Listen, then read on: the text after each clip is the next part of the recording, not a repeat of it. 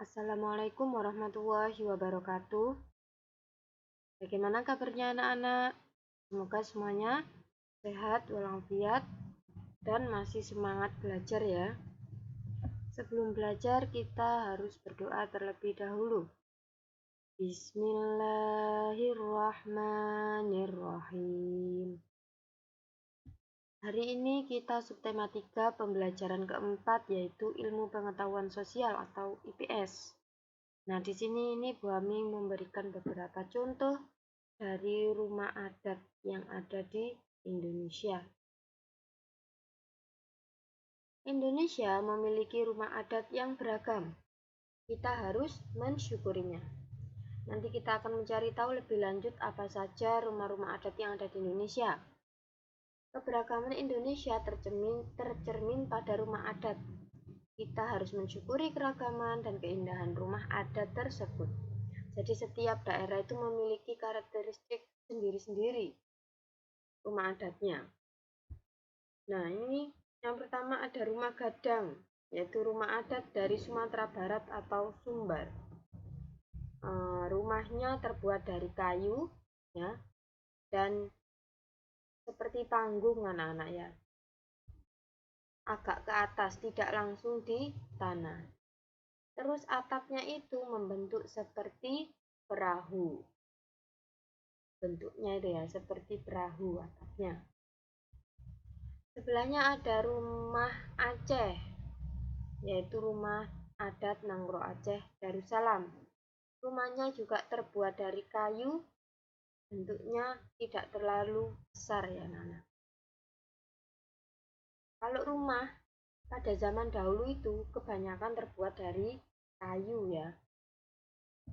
Selanjutnya ada rumah Balai Batak Toba, yaitu rumah adat Sumatera Utara atau Sumut disingkat ya. Sumatera Utara itu disingkat dari Sumut. Rumahnya juga terbuat dari kayu. Nah, ini mungkin lebih tinggi daripada rumah dari Sumatera Barat tadi anak-anak. Bawahnya itu biasanya digunakan sebagai menyimpan hewan-hewan ternak. Selanjutnya ada rumah adat Tongkonan, yaitu rumah adat Provinsi Sulawesi Selatan atau disingkat Sulsel, yaitu dari suku Toraja. Sama ya, terbuat dari kayu. Biasanya ini ditempati oleh banyak orang satu rumah ini anak-anak. Ada rumah Baileo, yaitu rumah adat Provinsi Maluku. Sama, masih seperti rumah panggung. Begitu juga rumah adat Bangka Belitung, yang rumahnya juga terbuat dari kayu, tapi lebih modern ya, sudah memiliki kaca. Tapi kalau rumah-rumah adat sebelumnya tadi, tidak ada kacanya ya. Nah, setelah belajar rumah adat, kita belajar tentang contoh kerjasama di sekolah.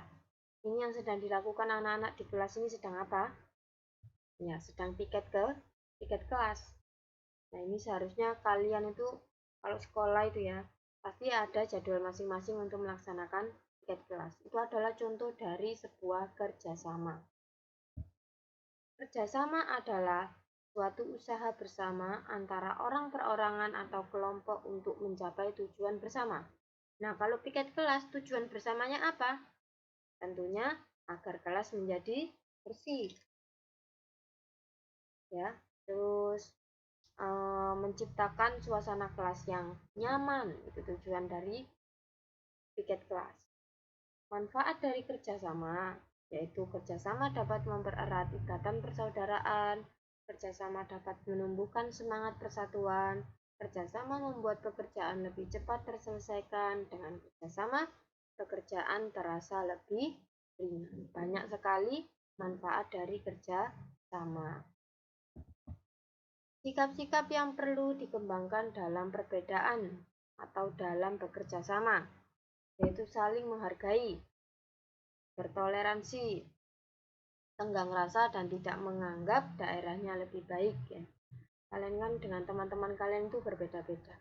Ada yang dari daerah Gresik, ada yang dari daerah Banyuwangi atau daerah-daerah lainnya. Nah, kita harus mengembangkan sikap-sikap berikut ini anak-anak ya.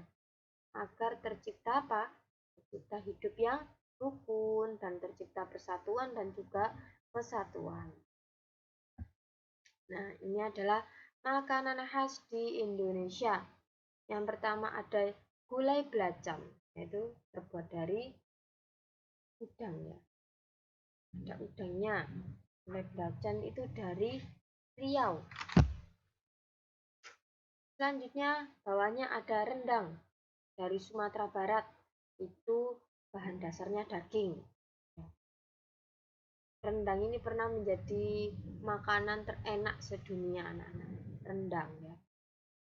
Yang ketiga ada nasi kerawu dari Gresik.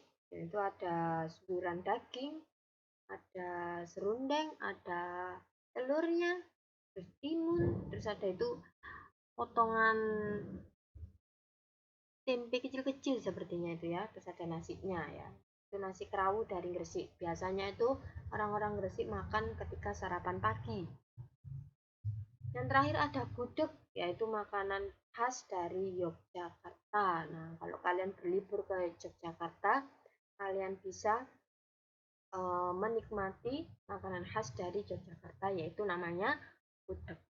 Masih banyak lagi ya makanan khas di Indonesia yang kita pelajari 4 ini. Anak-anak bisa menambah pengetahuan makanan khas di Indonesia dengan video-video di YouTube lainnya atau bisa mencari tahu di Google ya, boleh ya untuk belajar ya. Jangan HP, jangan untuk bermain saja. Nah, cukup sekian itu tadi yang bisa Bu Ami sampaikan, semoga bermanfaat. Sebelum Bu Ami akhiri, marilah kita berdoa terlebih dahulu. Alhamdulillahirabbil alamin. Semoga anak-anak bisa memahami materi dengan baik walaupun cuma singkat dan tidak bisa bertatap muka ya. Bu Ami akhiri, wassalamualaikum warahmatullahi wabarakatuh.